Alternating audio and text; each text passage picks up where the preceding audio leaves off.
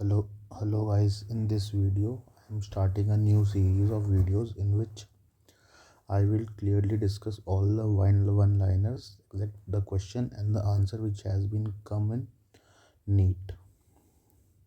It means in whatever I will discuss in this videos will be a question in a neat, for sure a question in a neat. I will discuss all the chapters, all the important lines and their direct answers. Whatever is the question, what is the question and what is the answer. And I will assure you from every chapter, after the end of every chapter, you will have all the previous year questions. So, what are the highlights of these videos? In this series of videos, I am directly discussing all the question answers of all the chapters, which are all PYQs.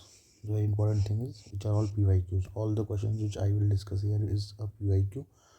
It has been come once, and I assure you that after that, you will able to correct all the questions from the particular chapter whichever I have discussed here. Okay. So today I am discussing microbes in human welfare.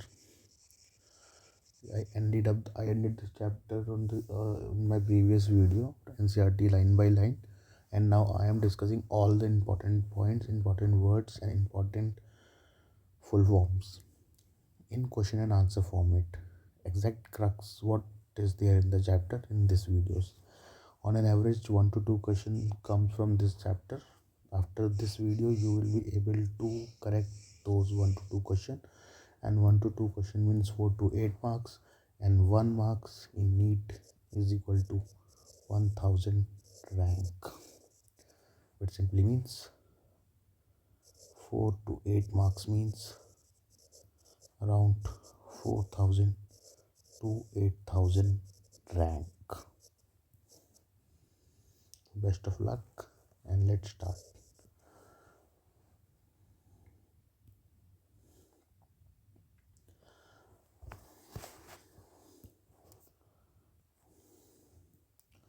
Okay, as we know, several microbes such as bacteria, virus, and fungus are useful in many ways. Some of these are given below. The first headline which was in the NCRT book was microbes in household products. This is the first topic of the NCRT. What is this? Microbes in household products. Microbes in household products. Microbes in household products.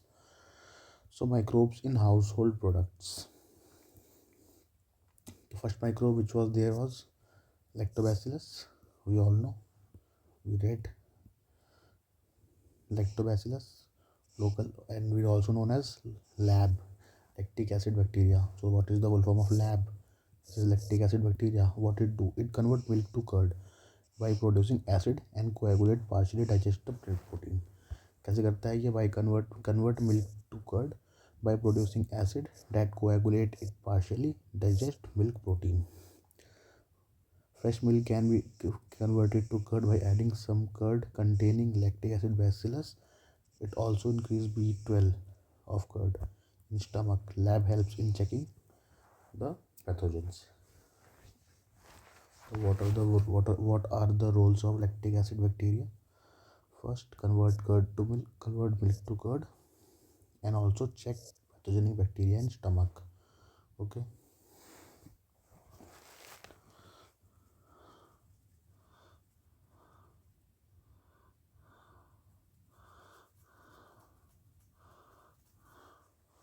And the small amount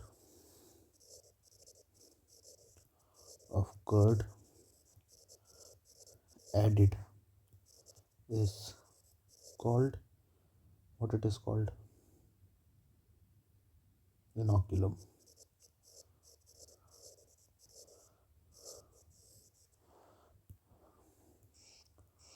Called inoculum.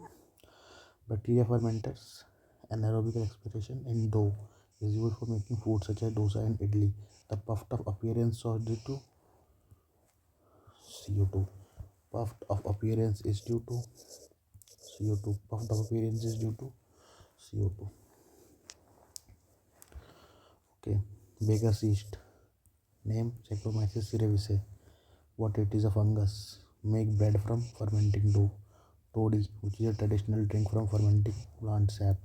Microbes are used in ferment fish, soybean, bamboo shoots, and produce cheese. Swiss cheese has large holes of production of CO2 due to a bacterium. Due to a bacterium. What? A bacterium. Name Propionibacterium shermani. What is the name? Propionibacterium shermani. Production of CO2 on a bacterium. Roquefort cheese. By Penicillium, a fungus. If the question is about Swiss cheese, answer is a bacteria. If it is Roquefort cheese, answer is a fungus. Name.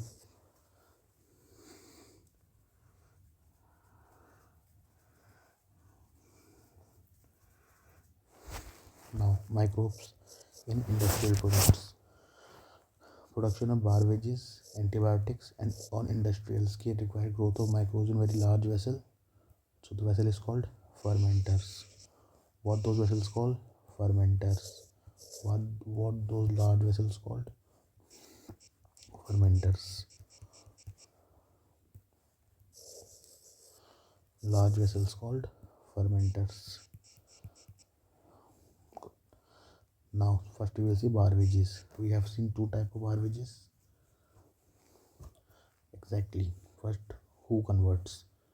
The yeast, the same yeast which was there, Baker's yeast. Now we can say it as brewers. Brewery means drinks, and brewer's yeast. Same Saccharomyces cerevisiae is used in production of barbages from fermented malt cereals, fruit juice, ethanol. Two type of beer. भालू wine पीना चाहता है पर रहता कहाँ पे है? जंगल में, जहाँ पे फिल्ट्रेशन नहीं, डिस्टिलेशन नहीं हो सकती. So non distilled. West Bengal. WV. भालू.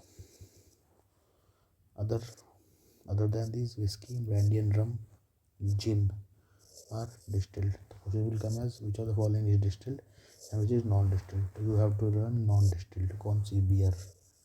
भालू वाइन पी रहा है जंगल में जहाँ पे डिस्टिलेशन नहीं है पॉसिबल, तो नॉन डिस्टिल्ड पिएगा. तो बियर वाइन क्या हुआ? Non distilled. And whisky, brandy, rum, gin. Antibiotics, chemical produced by some microscope, जिसको एक माइक्रोस्कोप बनाता है, एंड किल और retard the growth of other microscope और pathogen. This is the definition. They are used to treat plague, whooping cough, diphtheria and leprosy. For example, हमें क्या पढ़ना है? Penicillin. First antibiotic discovered by Alexander Fleming. He discovered that Staphylococci could not grow around a mold. उस mold को क्या नाम दिया गया? Penicillium notatum, growing in unwashed culture plate. He extracted penicillin from it.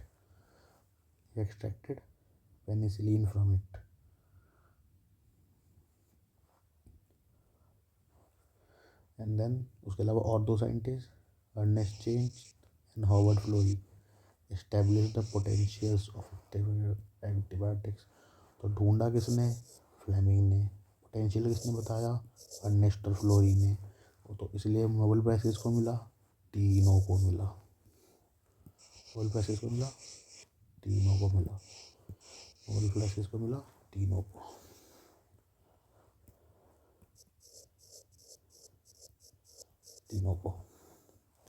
इसके बाद आइए केमिकल्स, एंजाइम्स और अदर बायोएक्टिव मॉलिक्यूल्स. सबसे पहले हम देख लेते हैं केमिकल्स. एसिड देख लेते हैं. This question will come as match the following always. Aspergillus niger,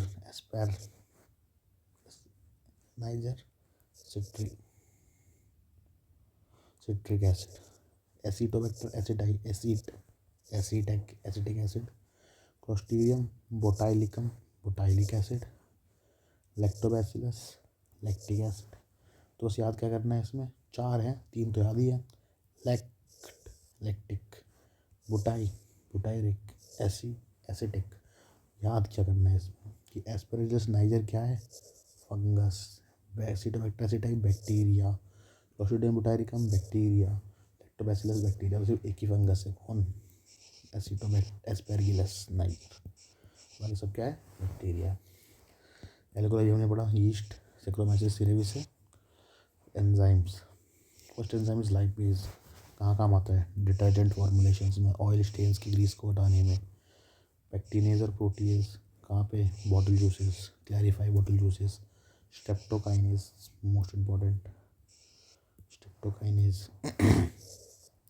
strepto याद रखो, स्ट्रेप्टो मीन्स स्ट्रेप्टोकोकस। कहाँ से आ रहा है ये, स्ट्रेप्टोकोकस। कोकस का मतलब बैक्टीरिया है। क्लासिफिकेशन याद करो, कोकस, विब्रियो, बैसिलस। तो कोका ही है, तो मतलब क्या है, बैक्टीरिया है।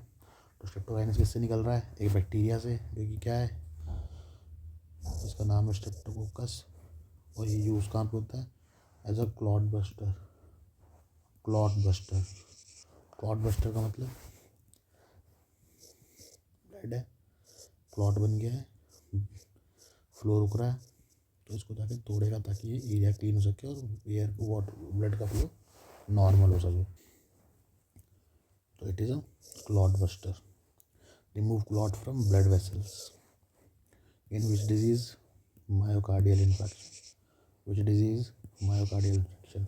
So streptokinase is an enzyme released by streptokinase, which is a bacteria, which is a clot buster used in myocardial patient. What it does, it remove clot from the blood vessels of a patient who is from myocardial infection, मतलब heart attack, मतलब MI.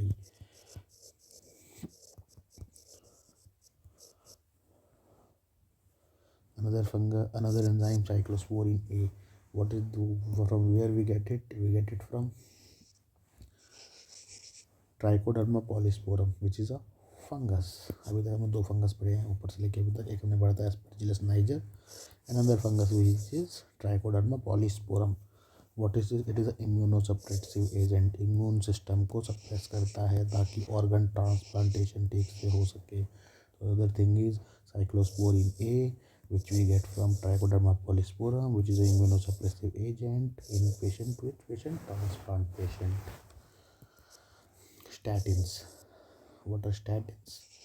Statins are the enzymes which we get from Monascus purpureus, which is a yeast. Yeast also is a fungus. We get from smallest fungus, unicellular fungus is yeast. So we get it from Monascus purpureus, which is a yeast. What is it? It is a blood cholesterol lowering agent.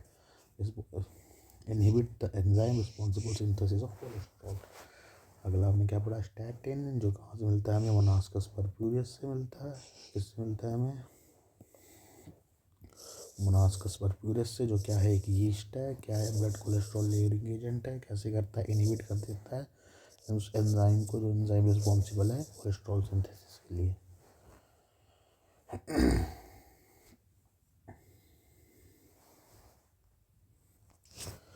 Now we will see in sewage treatment plant. Sewage is municipal wastewater which contain large amount of what, organic matter and microbes. 2 things, organic matter and microbes. Sewage is treated in STPs. What is the full form STP? STP is sewage treatment plant. What is STP? Sewage treatment plant. And make it less polluted through 2 stages, primary, secondary. What we do in primary, it is a physical removal of particle. What is primary? Primary is physical. P for primary, P for physical.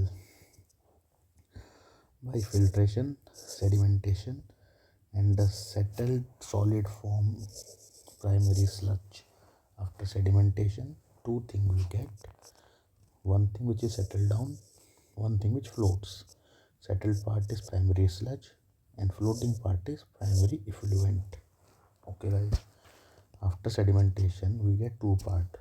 One which is settled, one which is floating. The settled part is primary sludge and the floating part is primary effluent. What the floating part is, primary effluent. Now the primary effluent pass into large aeration tanks. Which tanks? Aeration tanks. And constantly agitated, मिलाया जाता है उनको, due to which vigorous growth, air गई तो oxygen गया, जिसकी वजह से क्या होगा, यूजफुल एरोबिक माइक्रोब्स की ग्रोथ होगी इनटू फ्लॉक्स। वो गुच्छा बना लेंगे किसका, बैक्टीरिया और फंगस का, फिलामेंट का, और इसे क्या कहा जाता है, फ्लॉक्स। तो what is flocs? It is bacteria associated with fungal filament to form mesh like structure, मतलब जाल। During growth, the microbes what consume? The microbes consume organic matter and the effluent. This reduces what? BOD.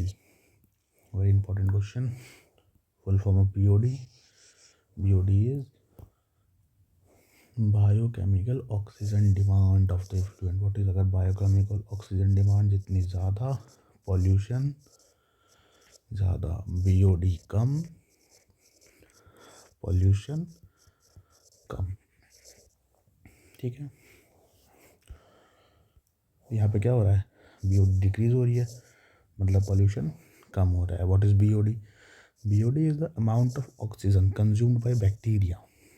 एक bacteria कितना oxygen खाएगा organic matter को साफ करने में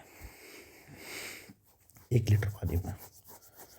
तो ऑब्वियस सी बात है, जितना ज़्यादा खाएगा मतलब उतना ज़्यादा ऑर्गेनिक मैटर है, मतलब जितना ज़्यादा खाएगा ऑर्गेनिक मैटर उतना ज़्यादा है ना, और जितना कम खाएगा मतलब उतना कम ऑर्गेनिक मैटर है। ऑर्गेनिक मैटर ज़्यादा मतलब गंदा, और कम का मतलब साफ। तो खाएगा तो साफ ही तो करेगा ना। It is a measure of organic matter present in the water. Greater the BOD,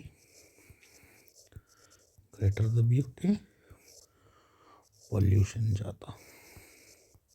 उल्टा कर दीजिए, कम BOD, पॉल्यूशन भी कम। जो इफ्लुएंट होता है उसके बाद वही पानी वाला पार्ट, जिसके अंदर से ऑर्गेनिक मैटर क्लीन हो चुका है, BOD कम हो चुकी है, जो कहाँ डाला जाएगा, सेटलिंग टैंक में। अब सेटलिंग टैंक में क्या होगा, जहाँ पे जो बैक्टीरियल फ्लॉक्स होगा, फ्लॉक्स उसके अंदर जो गुच्छे बने थे बैक्टीरिया और फंगस के, वो ज़मीन पर आ जाएंगे, सेडिमेंट हो जाएंगे, पानी ऊपर रह जाएगा, और जो बैक्टीरियल फ्लॉक्स था ये नीचे आ गया, है ना। अब इसे क्या कहा जाएगा, एक्टिवेटेड स्लज। नीचे जो आ चुका है बैक्टीरियल फ्लॉक्स को क्या कहा जाएगा, एक्टिवेटेड स्लज। अब इसी में से small amount of activated sludge is pumped back into the aeration tank. कहाँ डाल दिया जाएगा, एरिएशन टैंक्स में। क्यों डाल दिया जाएगा, ताकि वहाँ पे ग्रोथ हो सके विग्रस, और ज़्यादा फ्लॉक्स बन सके। ठीक है, और जब डालते हैं तो स्मॉल अमाउंट क्या कहा जाता है, इनोकुलम कहा जाता है। जब हमने दही डाला था थोड़ा सा तो उसे क्या कहा गया था, इनोकुलम कहा गया था। तो उसे क्या कहा जाता है, इनोकुलम कहा जाता है। The remaining sludge is pumped into large tank, जिन्हें कहा जाता है एनारोबिक स्लज डाइजेस्टर। जो बच गया स्लज, एरोबिक बैक्टीरिया डाइजेस्ट कर दिया, तो जो बचा वो कहाँ चलता है, एनारोबिक के पास। एरोबिक, अब एनारोबिक क्या करेंगे, some anaerobic bacteria digest the bacteria and fungus in the sludge. अब ये क्या करेंगे, एनारोबिक वाले इसको खाएंगे, और इसको खाते वक्त तो क्या निकालेंगे, 3 गैसेस निकालेंगे। कौन कौन सी गैसेस निकालेंगे, CH4, H2S एंड CO2। कौन सी 3 गैसेस, CH4, H2S और CO2। These gases are form biogas, उन्हें क्या कहा जाता है, बायोगैस। अब जो इफ्लुएंट होगा, ऊपर का जो पानी होगा ये बिल्कुल साफ़ हो चुका है, कुछ नहीं है इसके अंदर। Release into natural bodies. The Ministry of Forest and Environment and Forest initiated Ganga Action Plan and Yamuna Action Plan to save water from pollutions. आगे समझ में। अब हम पढ़ेंगे इन बायोगैस, माइक्रोब्स इन बायोगैस। तो बायोगैस क्या है, मिक्सचर है 3 गैसेस का। हमने ऊपर देखा कौन कौन सी, CH4, H2S एंड CO2। सबसे ज़्यादा मेन कौन सी गैस है, मेजर कौन सी है, CH4। Produce by the microbial activity use for cooking and lighting. जो बैक्टीरिया जो ये काम करते हैं एनारोबिक, वो एनारोबिक बैक्टीरिया जो ये काम करते हैं वो कैसे होते हैं, वो एनारोबिक। उनका नाम क्या है? मिथेनोजेंस। जो मीथेन बनाए वो क्या कहलाएंगे? Methanogens. M for methane, M for methanogen. Anaerobic है, किस पे ग्रो करते हैं? सेलुलोजिक मटेरियल पे, मतलब। और क्या प्रोड्यूस करते हैं? CH4 methane. एग्जाम्पल इसका क्या है? मिथेनोबैक्टीरियम। तो मीथेन बनाई किसने? मिथेनोबैक्टीरियम में, जो क्या है? मिथेनोजन है।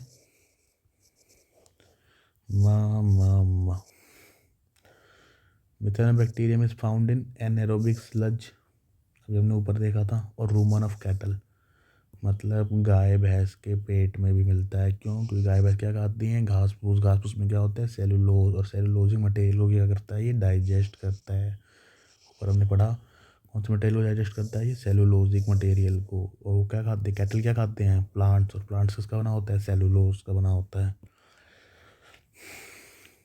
तो ऑब्वियस सी बात है कि प्लांट जो गोबर करेंगे उसमें क्या होगा? ये सारे बैक्टीरिया बहुत रिच होंगे क्योंकि उसके पेट में रहते हैं। Dung can be use for generation of biogas. तो वही जो कि गोबर जो होता है वो क्या काम आता है? बायोगैस बनाने के। अब हम देखते हैं बायोगैस प्लांट के बारे में। तो बायोगैस प्लांट जो होता है इसमें कंक्रीट टैंक होता है जिसमें हम बायोवेस्ट को कलेक्ट करते हैं, जिसमें हम पानी डालते हैं, स्लरी बनाते हैं। फिर एक ऊपर हम फ्लोटिंग कवर होता है। जैसे जैसे गैस बढ़ती जाएगी तो फ्लोटिंग कवर उठता जाएगा। उसके अलावा हम एक आउटलेट बनाते हैं जिसको हम पाइप से कनेक्ट करते हैं, जिससे बायोगैस की सप्लाई होती है। आफ्टर दिस जो एक आउटलेट हम तब बनाते हैं जब हम कुछ दिनों के बाद, जब हमें वो अंदर जब पूरा हो चुका होता है डिकम्पोज, तो हम उसको निकाल के उसे कैसे यूज़ करते हैं? एज अ फर्टिलाइज़र यूज़ करते हैं। किसका आइडिया था ये? IARI का। इस टेक्नोलॉजी को किसने डेवलप करा? दो लोगों ने मिलके। एक थी IARI, इंडियन एग्रीकल्चर इंस्टीट्यूट, जो कहाँ पे है? दिल्ली में है।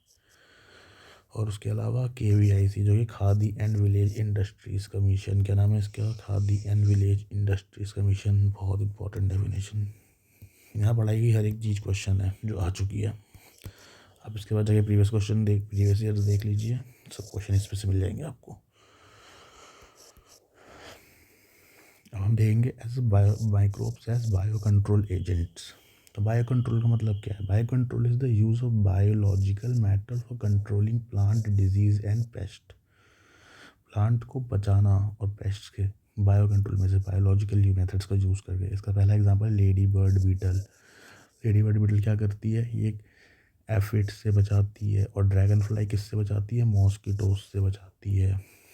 तो लेडी बर्ड बीटल किससे बचाती है? एफिड से। ड्रैगन फ्लाई किससे बचाती है? मॉस्किटोज से। Lady bird beetle, aphids, dragon flies, mosquitoes. अब chemical pesticides and insecticides kill both useful and harmful organisms and cause pollution. तो बायो कंट्रोल मेथड क्या है केमिकल पेस्टिसाइड्स के लिए? तो उसके लिए हम कुछ माइक्रोब्स यूज़ करते हैं, जिसमें सबसे पहला नाम है बैसिलस थ्यूरिंजेंसिस, जो कि एक बैक्टीरिया है। क्यों है बैक्टीरिया? Bacillus, rod shape. अब ये कैसे करता है? Control butterfly caterpillar. बटरफ्लाई के जो कैटरपिलर होते हैं उन्हें कंट्रोल करता है ताकि वो ख़राब ना कर सके क्रॉप्स को। कैसे the dried spores of BT. अभी जो बैसिलस थ्यूरिंजेंसिस है इसके स्पोर्स को सुखाया जाता है, पैकेट्स में बेचा जाता है, इसको मिक्स किया जाता है पानी के साथ और स्प्रे कर दिया जाता है उन प्लांट्स पे जिन पे ये अफेक्ट करता है। कौन से प्लांट्स हैं? Brassicaceae family and fruit trees. तो कौन कौन से plant? Brassica and fruit tree. अब जैसे ही कैटरपिलर ने इसको खाया, उनके गट में ये टॉक्सिन जाकर इनके स्पोर में होता है टॉक्सिन, हमारे टॉक्सिन रिलीज होता है और लार्वा को वही मार देता है। कुछ साइंटिस्ट ने क्या करा है, इसी टॉक्सिन को प्लांट के अंदर ही डाल दिया है। जैसे ही प्लांट को कोई खाएगा, कोई बैक्टीरिया, वो उससे मर जाएगा, क्योंकि वो टॉक्सिन जो है एक पर्टिकुलर pH पे एक्टिवेट होता है, जो वो pH सिर्फ उन पर्टिकुलर इंसेक्ट्स में होता है। जिसका सबसे अच्छा एग्जांपल है बीटी कॉटन, जिसको हम पढ़ेंगे बायोटेक्नोलॉजी वाले चैप्टर। तो याद करो कि उसमें बैसिलस थ्यूरिंजेंसिस के टॉक्सिन्स किस में इंट्रोड्यूस किए गए हैं? जेनेटिक इंजीनियरिंग के थ्रू बीटी कॉटन में। जेनेटिकली इंजीनियर्ड कॉटन है ये, इसका नाम है इसका बीटी कॉटन।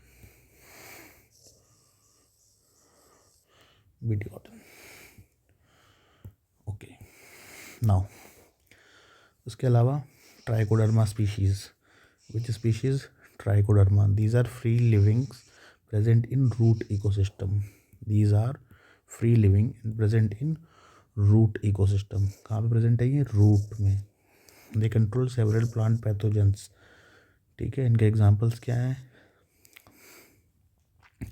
उसके अलावा एक है ट्राइकोडर्मा, दूसरा है बैक्यूलोवायरसेस. बैक्यूलोवायरसेस का जीनस क्या है? न्यूक्लियोपॉलीहेड्रोन वायरस. तो बैक्यूलोवायरसेस किस जीनस से आते हैं? न्यूक्लियोपॉलीहेड्रोन वायरस. ये क्या करते हैं? Attack insect and other arthropods. It is suitable for species-specific narrow-spectrum insecticidal application in IPM Integrated Pest Management Program. ये कहते हैं species specific. What is the meaning of species specific? कोई बताएगा? What is the meaning of species specific? Species specific means एक particular species के against ये काम करती हैं, हर स्पीशीज़ के अगेंस्ट काम नहीं करते. तो इसलिए हमारे लिए क्या है, जो हमारे लिए यूजफुल स्पीशीज़ है उन्हें हार्म नहीं करते. तो it is suitable for species specific narrow spectrum insecticidal application. Full form of IPM integrated pest management programme. जितनी फुल फॉर्म से अभी फिर से देखते हैं. Full form of IRI Indian agricultural research institute. KVIC Khadi village industries commission. STP sewage treatment plant. BOD biochemical oxygen demand. And LAB lactic acid bacteria. Now we will see the last topic which is biofertilisers. हम fertilisers में कैसे use कर रहे हैं. तो bio fertilisers क्या है? ये और ये हम फर्टिलाइजर्स की जगह पे माइक्रो ऑर्गेनिजम्स को यूज़ कर रहे हैं एज फर्टिलाइज़र. नॉर्मली हम कितने यूज़ करते हैं fertiliser? Urea, potassium. But now यहाँ पे हम लोग क्या यूज़ कर रहे हैं? ऑर्गेनिजम्स को. Organism that enrich the nutrient quality of soil are called biofertilisers. Bacteria, fungus और साइनोबैक्टीरिया. सबसे पहले हम देखते हैं. सबसे पहला एग्जांपल इसका राइजोबियम. अब राइजोबियम करता क्या है? ये सिम्बायोटिक एसोसिएशन है बैक्टीरिया का. सिम्बायोटिक बैक्टीरिया है कहाँ पे? Root nodules of leguminous plant. क्या करता है? ये नाइट्रोजन की फिक्सेशन करता है. ठीक है, दो तरह के नाइट्रोजन फिक्सेटर्स बढ़ेंगे. तो हमने अभी पहला कैसा पढ़ा? सिम्बायोटिक, जो मिल के काम करता है, उसके साथ ही रहता है चिपक के. ठीक है, अब हम दूसरा पढ़ेंगे जो फ्री लिविंग है. तो हम फ्री लिविंग कौन कौन से हैं? एजोस्पाइरुलम एंड एजिटोबैक्टर. कौन सा? एजोस्पाइरुलम, एजिटोबैक्टर. जिनका भी सेम काम है, नाइट्रोजन कंटेंट ऑफ सॉइल बढ़ाते हैं. बट डिफरेंस क्या है कि ये है फ्री लिविंग एजोस्पाइरुलम, एजोबैक्टर. और जो राइजोबियम है ये सिम्बायोटिक है, उसके साथ ही रहता है. उसके अलावा आ जाता है थर्ड माइकोराइजा. माइकोराइजा क्या है? Symbiotic association of fungus. Rhizobium जो है इस symbiotic association bacteria and mycorrhiza same fungus. कौन सी जीनस के साथ? Glomus with plant. The fungus get जो फंगस है वो क्या होती है? फूड, उसे फूड मिलता है प्लांट से, बदले में वो क्या करती है? वो बाकी काम करती है, जैसे कि फॉस्फोरस सॉल्ट्स को एब्जॉर्ब करना और प्लांट को देना. रेजिस्टेंट प्रोवाइड करना फ्रॉम रूट बैन पैथोजन से, और टॉलरेंस टू सैलिनिटी और drought. Give overall increase in plant growth. उसके अलावा अभी हमने क्या देखा? हमने देखा राइजोबियम, हमने देखा फ्री लिविंग एजोस्पाइरुलम, एजोबैक्टर. फिर हमने देखा mycorrhiza, Glomus, symbiotic association of fungus. अब देंगे साइनोबैक्टीरिया, जो है blue green algae. Autotrophic microbes होते हैं, ये भी एटमॉस्फेरिक नाइट्रोजन फिक्स करते हैं. इनके एग्जांपल्स क्या हैं? Anabaena, nostoc and Oscillatoria. 3 examples हैं, एनाबीना, नॉस्टॉक एंड ऑसिलेटोरिया. कहाँ पे काम करते हैं? पैडी फील्ड में, राइस की जो फील्ड होती है, चावल की जहाँ खेती होती है. Cyanobacteria serve as important biofertilisers. It also add organic matter to the soil and increases fertility. Organic matter अगर प्रोवाइड कर तो क्या करेगा? फर्टिलाइजेशन बढ़ाएगा, फर्टिलिटी बढ़ाएगा. बस.